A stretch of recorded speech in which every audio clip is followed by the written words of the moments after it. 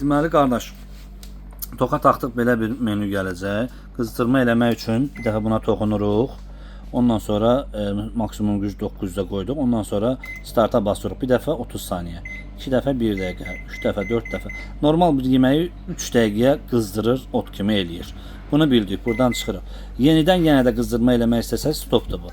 Bir dəfə də basırıq, ekran sönür. Bir dəfə basırıq, yandı. Yenidən qızdırma eləmək istəsəz promoy vuranda görürsüz, olmur. Yenə gücə toxunursunuz. Ondan sonra bura bastınız, 30 saniyə artırırsınız bu şəkildə.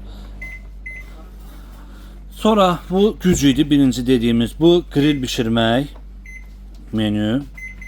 Buradan vaxt qoyursunuz, artırırsınız dəqiqələrin grill üçün. Bu grill bişirmək üçündür. Çıxdıq. Razmaroska buz açmadır.